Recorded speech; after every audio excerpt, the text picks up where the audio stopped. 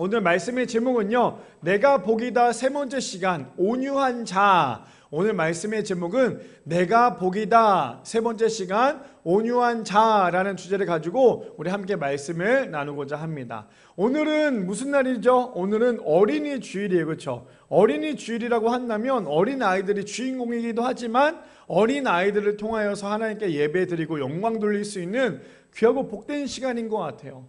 사실 어저께 저희 이제 유리가 친구 교회 가서 거기서 행사를 하고 왔어요. 그래서 막 사진도 찍고 이쁘게 사진도 찍고 이렇게 해서 왔는데, 한편으로는 우리도 빨리 교회가 좀 교육부가 성장을 해서 아이들과 함께 저런 프로그램을 하면 좋겠다라고 생각을 했어요. 근데 저도 모르게 유리한테 뭐라고 물어봤냐면, 유리야, 그래서 유리 사진을 보니까 너무 밝은 거예요. 막 사격도 하고 막 이것저것 먹는 것도 있고, 유리야, 그 교회가 더 좋았어? 미랄교회가 더 좋았어? 이렇게 물어봤어요.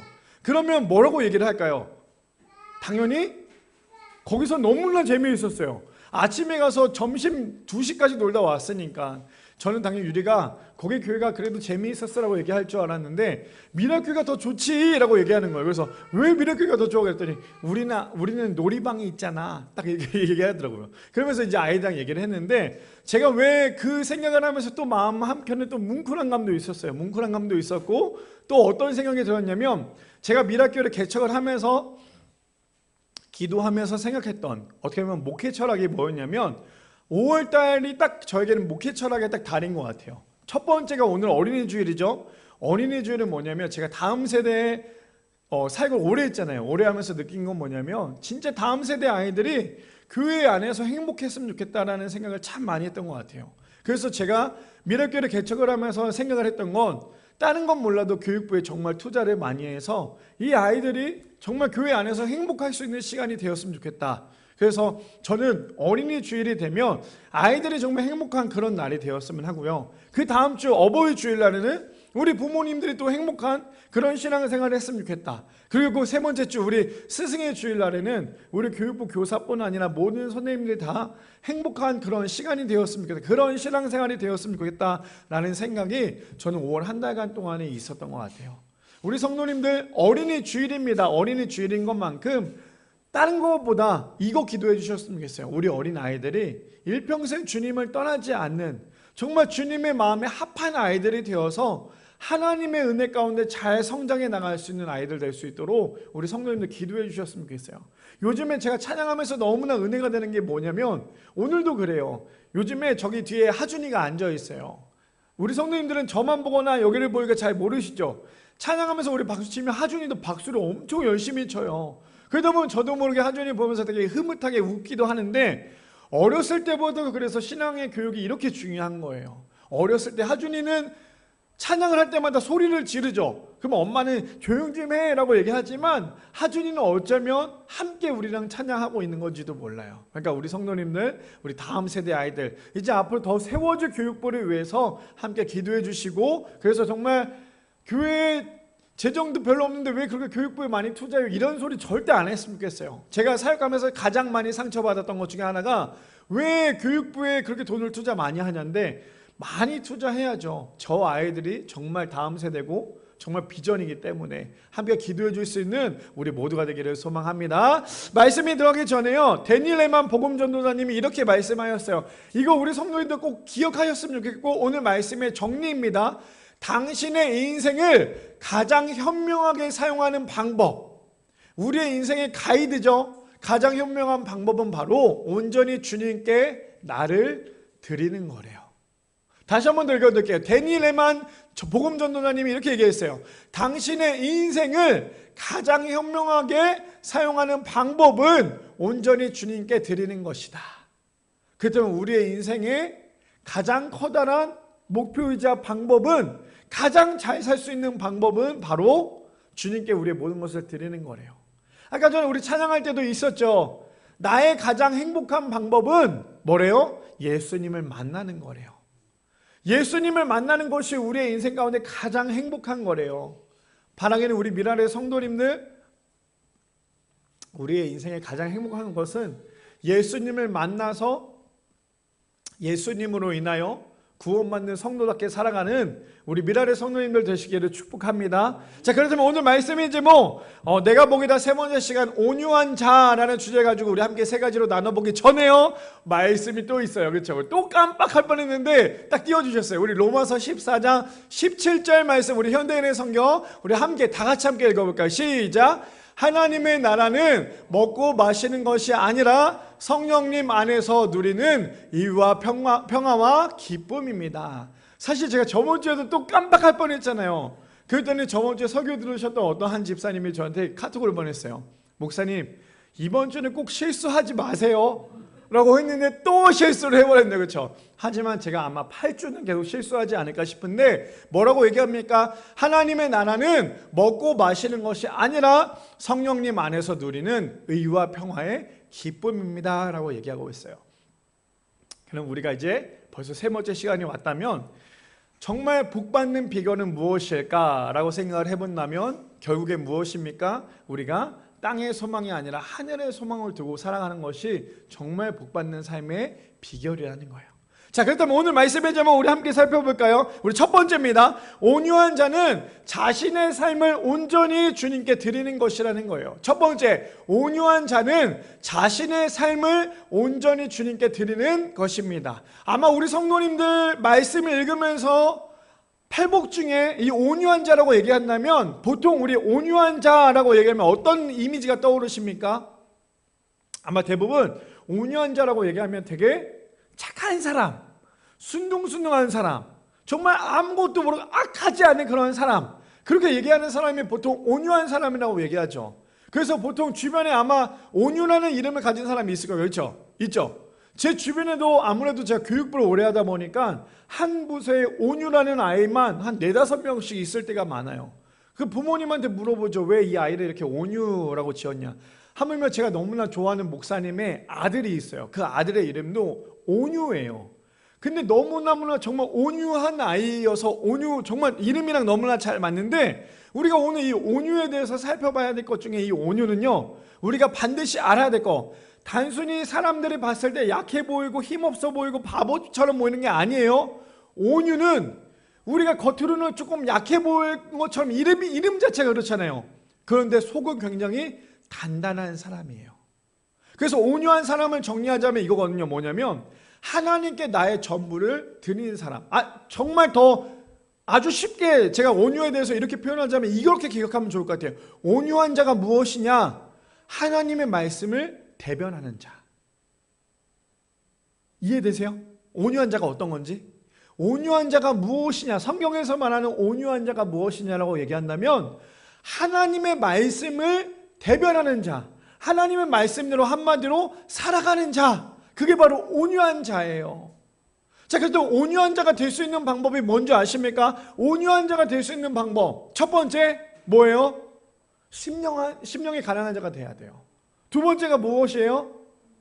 애통하는 자가 돼야 돼요. 그래야지만 뭐가 될 수 있습니까? 온유한 자가 될 수 있는 거예요.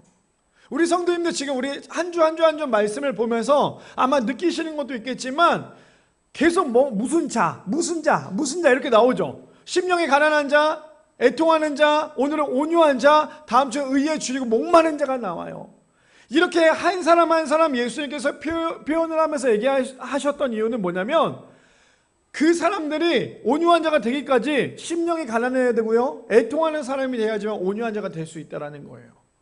그러니 팔복은 결코 가벼운 말씀이 아니에요. 단순히 내가 잘 먹고 잘 살아야지, 그냥 복 받아야지라는 그런 메시지가 아니라 정말 주님 앞에 나의 인생을 온전히 맡길 수 있는 사람만이 팔복을 받을 수 있는 사람 중에 한 사람이 될 수 있다는 거예요. 그러니 우리가 이 팔복 말씀 그냥 단순히 복 받자라고 해서 얘기하는 게 아니라 정말 이 팔복 한자가 굉장히 어렵지만 정말 복 받은 자가 될 수 있다는 거죠. 자, 그때 오늘 본문을 좀 살펴봅시다. 마태복음 5장 5절에 보니까 이렇게 얘기합니다. 온유한 자는 복이 있나니 그들이 땅을 기업으로 받을 것이며. 자, 그렇다면 제가 오늘 아까 전에도 온유한 자가 어떤 사람이라고 얘기했죠. 온유한 사람이 되면요, 땅의 기업을 받는다라고 얘기하는 건 무엇이냐면, 온유한 사람은 굳이 내가 정말 풍성하게 누리지 못한다 할지라도 온유한 자는, 온유한 마음을 가진 사람은 지금 내가 가지고 있는 이것만으로도 이미 나는 만족하며 감사할 수 있는 사람이라는 거예요. 그러니 이 온유한 자가 얼마나 어렵습니까? 우리는 항상 그러죠. 제가 오늘도 말씀을 준비하면서 이제 예배 전에 책을 보면서 거기에 이런 문구가 있었어요. 뭐냐면 우리는 하나님을 이용한다. 우리는 신앙생활하면서 하나님을 이용할 때가 참 많다라는 그런 문구가 저는 오늘 이 온유한 자에 대한 이야기와 비슷하지 않을까 생각이 들어요. 우리가 신앙생활하면서 우리는 하나님을 나의 인생의 전부를 하나님께 드린다라고 얘기하지만 우리가 살아가면서 보면 하나님을 우리가 이용할 때가 참 많아요. 우리가 필요한 것들이 있거나 우리에게 정말 이러한 저런 기도 제목이 있을 때 하나님께 나의 온전한 모든 것을 드리기보다는 내가 그 기도를 통하여 하나님을 이용할 때가 참 많다라는 거죠. 그런 거 있잖아요. 어린 아이들이 자신이 아무것도 할 수 없을 때 누구를 이용합니까? 부모님한테 부탁한다고 하지만 사실상 부모님이 이용할 때가 참 많잖아요. 어쩌면 우리의 모습도 그런 모습 아닐까요? 근데 온유한 자는요, 뭐라고 얘기하는지 들어볼까요? 온유한 자는 복이 있나니 그들이 땅을 기업으로 받을 것이며. 근데 우리가 생각하는 단순히 땅만을 생각한다면요, 우리의 신앙은 여기에 멈추는 거예요. 근데 땅이 아니라 하나님의 나라를 소유할 수 있는 은혜가 주어진다는 거죠. 자, 그렇다면 어느 한 사건을 우리 함께 소개하면서 볼까요? 사무엘상 17장 말씀입니다. 블레셋 사람이 다윗에게 이르되 내가 나를 개로 여기고 막대기를 가지고 내게 나와왔느냐 하고 그의 신들의 이름으로 다윗을 저주하고 라고 얘기하고 있어요. 오늘 두 사람이 나옵니다. 누구죠? 한 사람은 다윗이고 한 사람은 누구죠? 골리앗입니다. 자, 그렇다면 다윗이 온유한 사람인지 골리앗이 온유한 사람인지, 그렇다면 나는 골리앗 같은 사람인지 아니면 다윗 같은 사람인지 오늘 말씀을 통해 좀 보면 좋을 것 같아요. 44절이요. 그 블레셋 사람이 또 다윗에게 이르되 내게로 오라 내가 사흘을 공중의 새들과 들짐승에게로 주리라 하는지라 라고 얘기합니다. 이미 다윗을 무시하고 있어요. 그렇죠? 누가요? 골리앗이요. 45절이요. 다윗이 블레셋 사람에게 이르되 너는 칼과 창과 단창으로 내게 나아오지만 나는 만군의 여호와의 이름 곧 내가 모욕하는 이스라엘 군대 하나님의 이름으로 내게 나아가노라.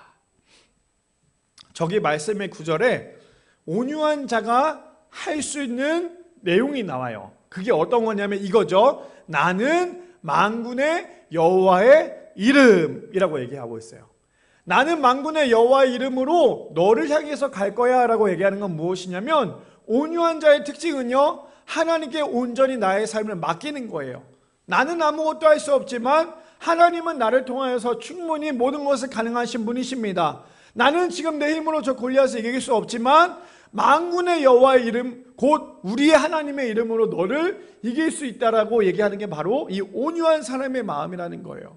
그래서 그 사람이 누굽니까? 바로 다윗이죠. 자, 계속 살펴볼까요? 46절에 오늘 여호와께서 너를 내 손에 넘기시리니, 여기도 온유한 자의 말이 나와요. 그렇죠? 뭐라고 얘기합니까? 나는 할 수 없지만 오늘 여호와께서 너를, 누가요? 하나님께서 너를 내 손에 넘기시리니 내가 너를 쳐서 내 목을 베고 블레셋 군대의 시체를 오늘 공중의 새와 땅의 들짐승에게 주어 온 땅으로 이스라엘의 하나님이 계신 줄 알게 하겠고. 다윗의 온유함을 우리는 말씀을 통해서 볼 수 있어요. 다윗의 목적은 무엇인 줄 아십니까? 다윗이 온유한 사람이 아니었다면 그냥 골리앗을 이기고 나는 힘이 센 사람이야 라고 하고 끝나겠지만 다윗의 온유한 그 행동은 무엇이냐면요, 내가 너를 물리치고 끝나는 게 아니라 내가 너를 물리치고 난 다음에 이 땅의 모든 것 가운데 하나님의 이름만 높일 거야. 이게 다윗의 온유한 행동이라는 거예요. 그렇다고 우리는 이번 한 주 동안 살아가면서 우리는 얼마나 온유한 삶을 살아가고 계셨습니까? 과연 나는 이번 한 주 동안에 살아가면서 나의 이름을 높였는지 하나님의 이름을 높이고 살았는지 한번 좀 점검해 봤으면 좋겠어요. 내 힘으로 할 수 없잖아요. 하나님께서 모든 것이 가능하잖아요. 근데 여전히 우리는 하나님보다 내 힘으로 하려고 하다 보니까요, 온유한 자로부터 거리가 멀어지는 것이 우리의 모습으로 살아갈 때가 참 많다라는 거예요. 근데 오늘 다윗을 단순히 전쟁에서 승리하는 게 아니라 전쟁에서 승리했을 때 나의 이름을 높이는 것이 아니라 하나님의 이름만 높일 거야. 그게 바로 온유한 사람의 특징이라는 거예요. 자, 47절 볼까요? 또 여호와의 구원하심이 칼과 창에 있지 아니함을 이 무리에게 알게 하리라. 전쟁은 여호와께 속한 것인지 그가 너희를 우리 손에 넘기시리라. 하나님의 커다람, 이 다윗의 온유함을 또 여기 본문에서도 우리가 볼 수 있어요. 모든 사람들은 어떻게 합니까? 칼과 창과 단창으로 세상을 살아가요. 많은 사람들이 일을 할 때, 일터에 있을 때 보통 우리는 어떻게 합니까? 세상으로부터 기죽지 않으려고, 사람들로부터 기죽지 않으려고 우리는 항상 뭘 숨겨갖고 다닙니까? 칼과 창과 단창을 가지고 세상 앞에서 살아가는 것이 우리의 모습이더라는 거예요. 저 또한 그렇거든요. 세상에 일을 하면서 저 사람들로부터 무시당하지 않으려고 꾸준히 끊임없이 나는 칼과 창과 단창을 가지고 세상 가운데 살아가는 것이 저의 모습이기도 했어요. 근데 지금 골리앗은요, 그 다윗 하나를 이기려고 완전 무장을 했잖아요. 근데 그 모습을 봤던 다윗은요, 너는 그렇게 무장하지만, 그리고 칼과 창과 단창으로 전쟁할 것 같지만 하나님은 절대 그러신 분이 아니야. 하나님은 칼과 창과 단창이 없어도 전쟁에서 이길 수 있는 분이야. 왜 이길 수 있는 분일까요? 전쟁은 하나님께 속했기 때문이에요. 그런데 우리가 세상을 사랑하면서도 마찬가지거든요. 세상을 사랑하면서도 이 모든 세상을 운영하시는 분, 이 세상을 운행하시는 분은 누구십니까? 하나님이신 거예요. 내 힘으로 뭔가를 하려고 하면 자꾸만 칼과 창과 단창을 꺼내는 것이 우리의 모습이라면, 내 힘이 아니라 여호와의 이름을 우리가 기대하며 또 그분께 모든 것을 맡긴다면 이 모든 것, 세상 살아가는 이 모든 것이 하나님으로부터 왔다는 사실을 우리는 알 수 있다는 거죠.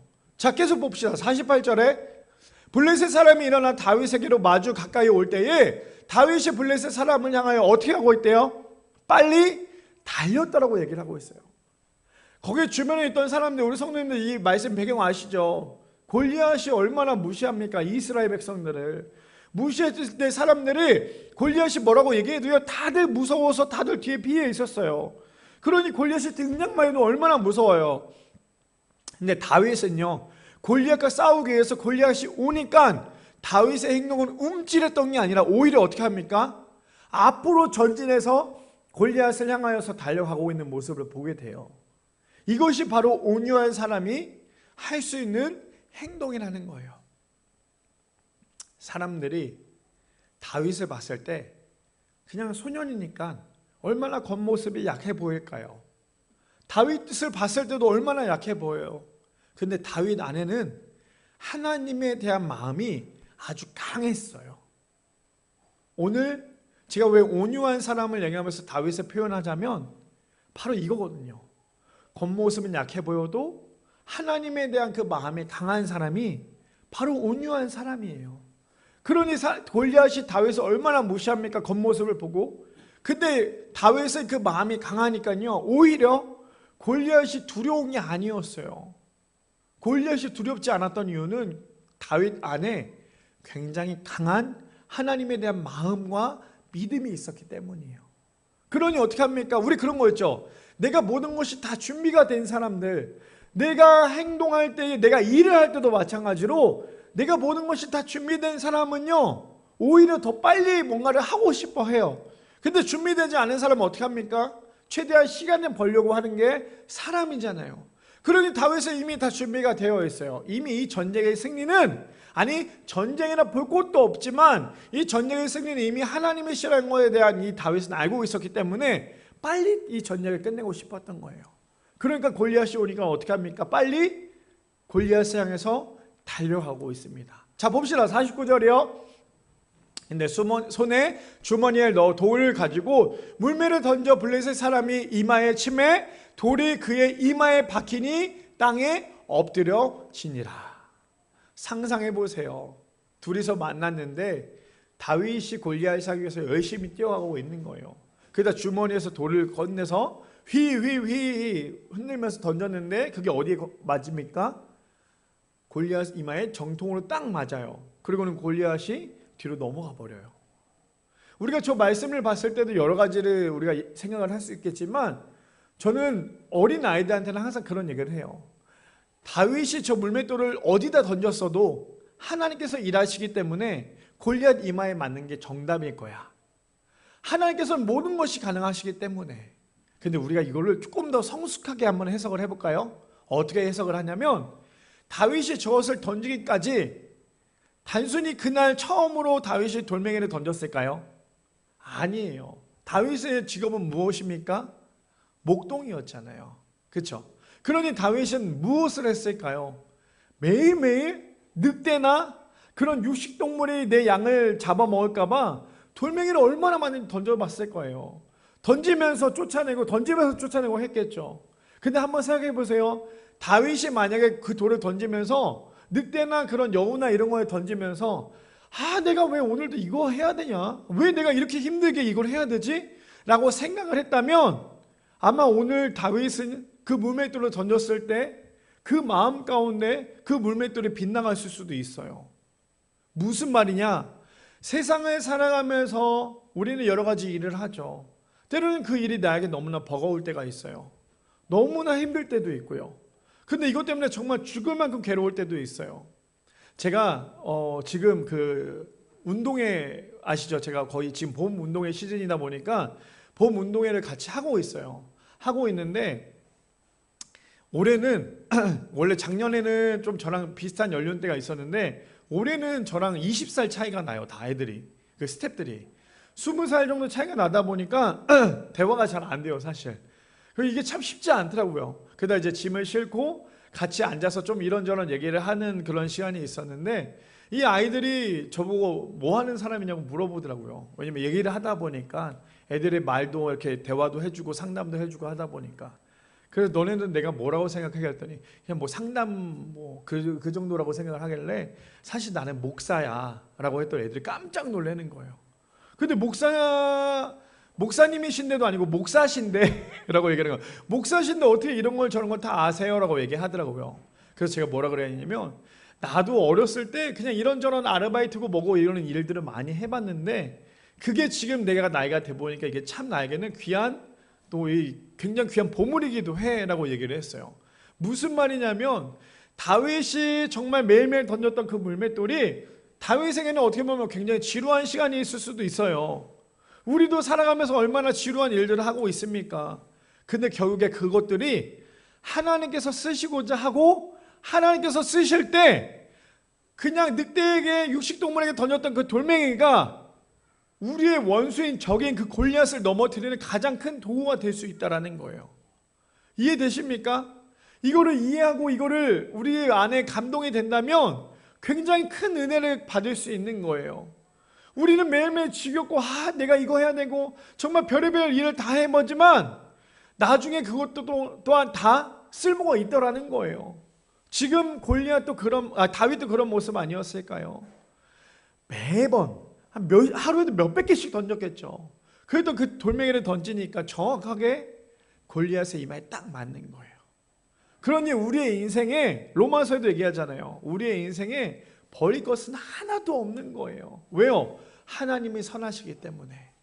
하나님이 선하시기 때문에 우리의 일이 지루하고 힘든 게 아니라 그것을 통하여 언젠가는 하나님께서 또 사용하신다라는 거예요. 또 사용하시고 또 사용하시다 보면 그것이 하나님께서 우리를 만드시기 위한 귀한 도구였구나라는 것을 우리는 깨달을 수 있다는 거예요. 목사님 내가 맨날 운전만 하는데 운전이 무슨 하나님께 도움이 되겠어요? 그 운전을 통하여서 우리 성도님들을 태우고 다닐 수도 있는 거 아닙니까? 목사님 저 맨날 컴퓨터만 하는데 제가 컴퓨터만 한다고 해서 뭐가 도움이 되겠어요? 그것을 통하여 또 교회 안에서 행정이라든지 이런 것들도 도울 수 있다는 거예요. 그러니 하나님 안에 있는 모두는 버릴 것이 하나도 없다라는 거죠. 그뿐 아닙니다. 말씀을 볼까요? 계속 50절이죠. 다윗이 이같이 물매와 돌로 블레셋 사람을 이기고 그를 쳐 죽였으니 자기 손에는 칼이 없었더라. 칼이 없이 전쟁에서 이겼다는 거죠. 51절이요. 다윗이 달려가서 블레셋 사람을 밟고 그가 들고 있었던 칼을 뽑아가지고 목을 자르죠. 그리고는 블레셋 사람이 자기 용사의 죽음을 보고 다 도망가 버립니다. 제가 왜 오늘 이 사건을 얘기하냐면 하나님께서 다윗을 통하여 온유한 사람으로 만드니까 그가 했던 행동은 나는 할 수 없지만 하나님은 강하십니다. 내 앞에 골리앗이라는 문제는 있지만 그 뒤에 계신 하나님을 바라봤던 다윗은 그 모든 문제도 해결할 수 있었다는 거예요. 첫 번째 주제가 무엇입니까? 온유한 자는 자신의 삶을 온전히 주님께 맡기는 삶이에요. 그렇다면 우리 한번 양심껏 내 마음의 신앙에 한번 생각을 해봐요. 내가 정말 온유한 자인지, 내가 정말 온유한 자로서 나의 인생의 모든 것을 하나님께 맡기고 살았는지 한번 좀 고민을 해봤으면 좋겠어요. 온유한 사람이 될 수 있는 방법은 무엇이라고요? 심령이 가난한 자가 돼야 되고요, 애통한 사람이 돼야 된다는 거예요. 바라기는 우리 미란의 성도님들, 우리의 인생을 하나님께 온전히 맡길 수 있는 우리 미란의 성도님들 되시기를 축복합니다. 두 번째입니다. 두 번째 이렇게 하죠. 온유한 자는 하나님 안에서 외유내강 같은 사람입니다. 사실 저는 오늘 이 포인트인 것 같아요. 외유내강. 온유한 자는 하나님 안에서 외유내강한 사람이에요. 하나님 안에서요. 외유내강이 무엇인 줄 아세요? 온유한 사람을 한 주 동안에 열심히 검색해보고 묵상해보고 하다 보니까 온유한 사람을 하나로 말하자면 외유내강 같은 사람이 되고, 그게 무엇인 줄 아시죠? 겉보다 속이 강한 사람이에요. 겉보다 속이 강한 사람은 외유내강이라고 얘기를 하잖아요. 자, 그렇다면 오늘 좀 본문 다시 한번 볼까요? 마태복음 5장 5절. 온유한 자는 복이 있나니 그들이 땅을 기업으로 받을 것이며. 세상의 욕심을 가진 사람은 절대 온유한 사람이 될 수가 없어요. 그렇지만 제가 여러 번 강조하지만 그렇다고 해서 우리가 세상 가운데 돈을 버는 건 당연히 열심히 벌어야 되는 거예요. 목사님, 저는 교회 열심히 다니고 있으니까 돈 조금만 벌어도 되잖아요. 아니요. 나에게 주어진 그 시간들은 정말 소중하게, 정말 최선을 다해서 그 시간을 사용해야 돼요. 뭐 제가 나이가 그렇게 많은 건 아니지만 어렸을 때부터 지금까지 잘 생각을 해보니까요, 어제 우리 아내랑 쓰레기를 버리러 가면서 그런 얘기를 했어요. 요즘에 시간이 참 빠른 것 같아. 우리 아내는 36km로 열심히 달리고 있대요. 저는 42km로 달리고 있는데, 무슨 말이냐, 내가 나이가 들면 들수록 그것보다 더 시간이 빨리 간대요.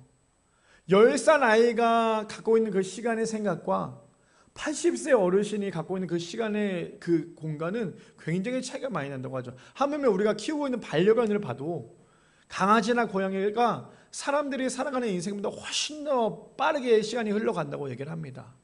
자, 그렇다면 우리가 해야 될 건 무엇인지 잘 한 번 더 생각을 해보자면, 우리는 온유한 사람으로서 단순히 지금 내 앞에 놓여져 있는 거에 만족하며 살아가는 것이 아니라 하나님께서 나에게 주실 그 땅의 기업을 우리가 더욱더 목표로 살아가면서 삼으며 살아가야 되는 것이 우리의 목적이 되어야 된다는 거예요. 자, 그렇다면 고린도후서 6장에 이렇게 얘기하고 있습니다. 무명한 자 같으나 유명한 자요, 외유내강 같은 온유한 사람입니다. 죽은 자 같으나 보라, 우리가 살아있고 징계를 받은 자 같으나 죽임을 당하지 아니하고. 어쩌면 저기 있는 말씀의 구절이 우리에게 가장 와닿는 말씀 같지 않을까요? 무명한 자 같아요. 아무도 사람들이 나를 쳐다도 보지도 않지만 하나님 안에서 우리는 유명한 사람이라는 거예요. 자, 봅시다. 10절 말씀이요. 근심하는 자 같으나 항상 기뻐하고, 가난한 자 같으나 많은 사람을 부유하게 하고, 아무것도 없는 자 같으나 모든 것을 가진 자로다. 저게 누구라고요? 온유한 사람이에요. 온유한 자가 바로 이러한 사람이지 않을까요? 겉으로는 사람들이 봤을 때 정말 무시하지만 세상 사람들은 어떻습니까? 겉의 모습을 보고 그 사람의 모습을 보고 난 다음에 무시하잖아요. 아, 저 사람 약할 거야, 약할 거야. 근데 그 사람 안에 강한 것이 있다면 그 사람이 정말 온유한 사람이 될 수 있다는 거예요. 근데 그 강한 것이 무엇입니까?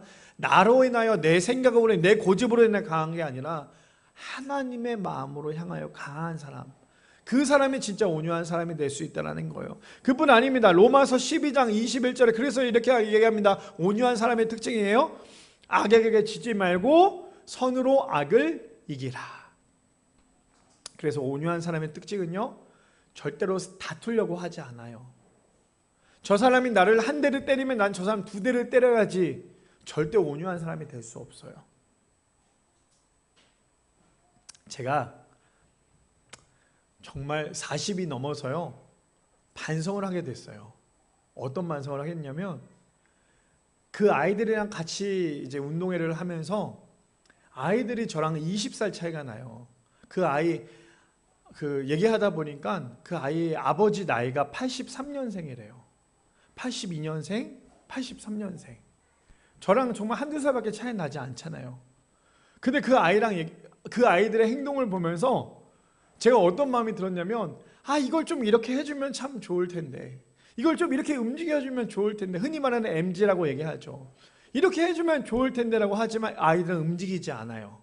반드시 시켜야 돼요. 이거 할래? 해야 돼요? 해야지. 그럼 가서 애들이 어쩔 수 없이 또 그걸 해요. 그런 모습을 볼 때마다 제가 무슨 반성을 했냐면, 나는 쟤네들보다 더 했구나. 나는 저 아이들의 나이 때보다 더 했구나. 더 했으면 더 했지 덜 하진 않았구나. 그러면서 시간 하루하루 운동회를 하면서 제가 어떤 생각이 드냐면, 하나님께서 진짜 나에게 저런 거울을 통하여서 네가 그동안에 그랬던 거, 그리고 네가 앞으로 어떻게 해야 되는지에 대해서 저에게 이렇게 보여주시는구나. 나에게 인내를 주시고 나에게 이런저런 마음을 통하여서 하나님을 닮아가는 그런 마음을 주시는구나라는 것을 하루하루 경험하면서 살아가고 있어요. 우리 성도님도 어떻습니까? 내가 지금 우리는 지금 이제 어느 정도 나이가 됐으니까 이렇게 했겠지라고 생각하지만, 정작 우리가 예전에 돌아가 보면 10년, 20년, 30년, 40년 때 돌아가 보면 우리는 어때요? 똑같잖아요. 사실 욱하면 욱하고, 어떻게 보면 악을 악으로 갚을까? 이게 우리의 모습이었잖아요.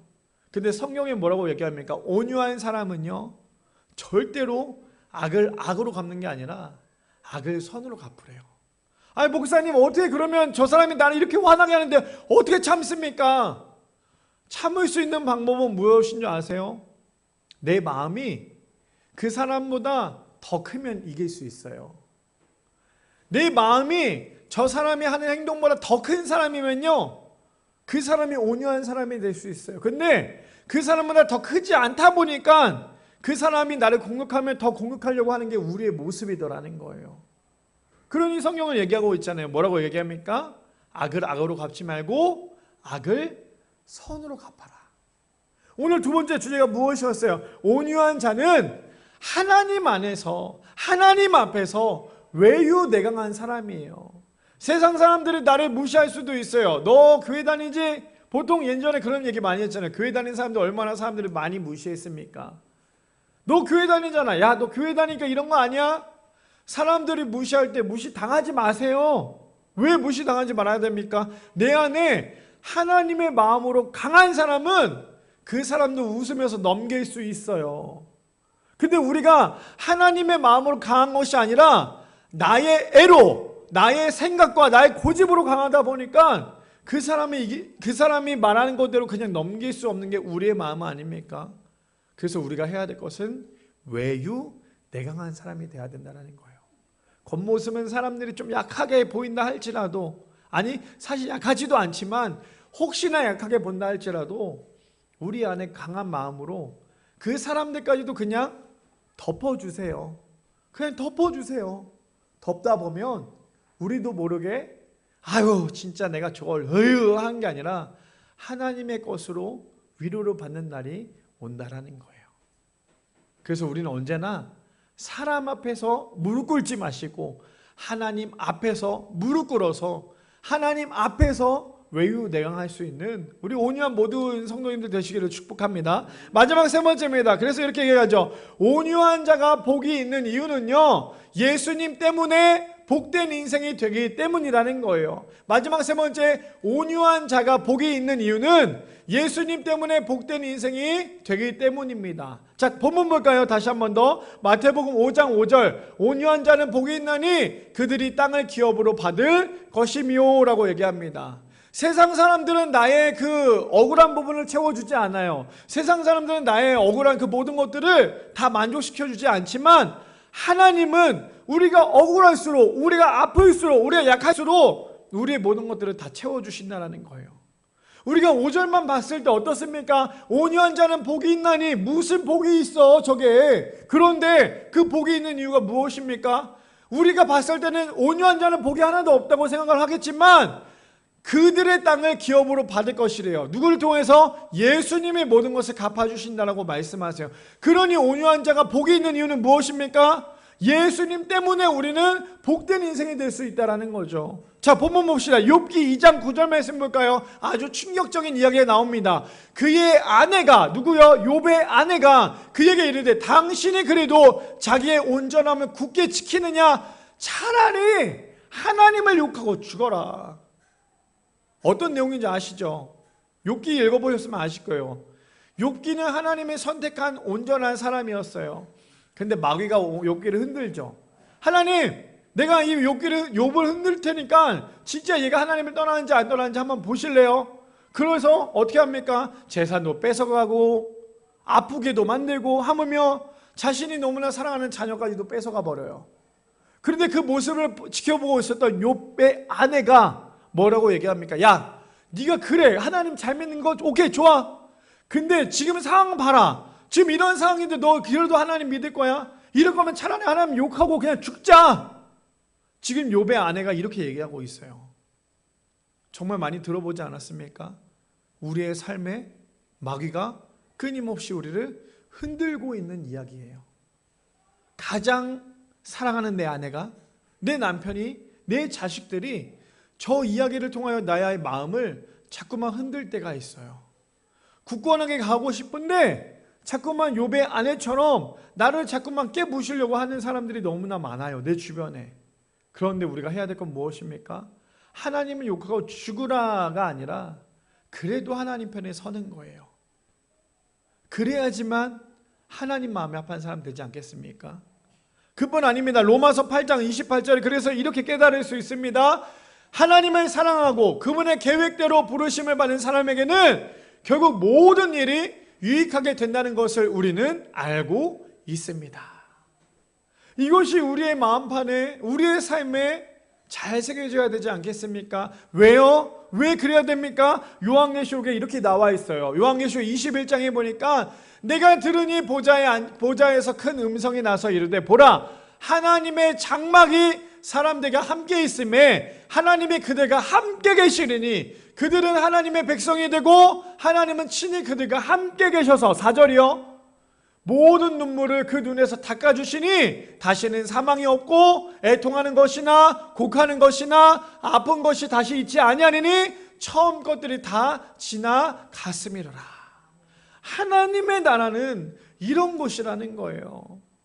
하나님의 나라는요, 다시는 곡하지 않고 다시는 애통하지 않고 다시는 아프지 않아요. 왜요? 하나님의 나라는 완전하기 때문에. 그래서 오늘 말씀을 이걸로 정리하면 좋을 것 같아요. 우리 처음에 읽어봤던 로마서 말씀 다시 한번 띄워주실래요? 다 같이 읽겠습니다. 시작. 하나님의 나라는 먹고 마시는 것이 아니라 성령님 안에서 누리는 의와 평화와 기쁨입니다. 오늘 우리가 지금 나누고 있는 온유한 자에 대해서 함께 나누고 있어요. 그리고 제가 우리 성도님들이 온유한 자가 어떤 건지 더 이해하기 쉬우라고 성경을 여기저기서 가지고 와서 함께 나눠봤어요. 그렇다면 우리는 지금까지 이렇게 들어봤으면 우리는 온유한 사람이십니까? 아니면 온유한 사람과 거리가 먼 사람이십니까? 한번 내가 매주마다 우리가 말씀을 들을 때마다요, 내가 한번 좀 깊이 생각을 해봤으면 좋겠어요. 그냥 단순히 목사님이 설교하니까 그 말씀대로 살아가야지, 이것도 중요한데 과연 나는 이 말씀이 나의 삶 가운데 적용시킬 수 있는 말씀일까? 어떻게 하면 나는 이걸 적용을 시킬 수 있을까? 한번 좀 고민을 해봤으면 좋겠어요. 온유한 자는 뭐래요? 아까 전에도 말씀드렸지만 온유한 자를 정리하자면 하나님의 말씀을 대변하는 사람이에요. 하나님의 말씀대로 살아가는 사람이에요. 또 온유한 사람은 어떤 사람입니까? 겉은 약해 보일지 몰라도 우리의 마음은 강한 사람이에요. 그 강한 사람이 무엇인 줄 아세요? 결국에는 이거 잘 들으세요. 마지막 이걸로 하고 마칠게요.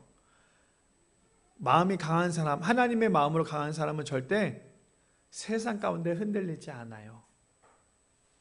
하나님, 내가 이렇게 믿고 있는데, 내가 이렇게 열심히 신앙생활하고 있는데 왜 나는 저 사람보다 저렇게 못 삽니까?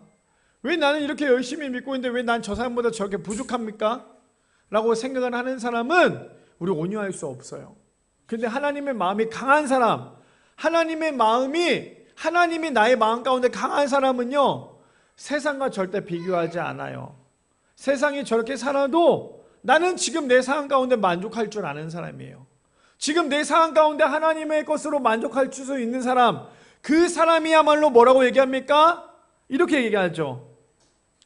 그들이 땅을 기업으로 받을 것이요. 바라기는 우리 미랄의 성도님들, 지금 우리가 팔복에 대해서 함께 나누고 있어요. 하나님이 주시는 복만을 바라보는 사람은 절대로 땅만을 바라보는 사람이지만, 복을 주시는 하나님을 바라보는 사람은 땅뿐만 아니라 하나님의 나라를, 하나님께서 우리에게 은혜로 주시는 그 복을 누릴 수 있는 사람이라는 거. 그래서 우리가 하루하루 살아갈 때에 온유한 사람이 되는 거 너무나 어렵지만, 오늘 끝나고 내일부터 다시 세상 가운데 가야 되지만, 세상 안에서 나의 인생을 좀 살펴봤을 때 정말 나는 그렇다면 정말 온유한 사람으로서 살아가려고 하는지, 아니면 악을 악으로 갚으려고 하는 사람인지를 한번 좀 고민해보고, 진짜 신앙생활을 하기 위해서 악을 선으로 갚을 수 있는, 내 모습이 조금 약해 보여도 내 마음 가운데 하나님의 마음으로 강하게 가지고 있어서 세상이 아무리 나를 흔들어도 넘어지지 않을 수 있는 그런 우리 미랄의 성도님들 되시기를 축복합니다.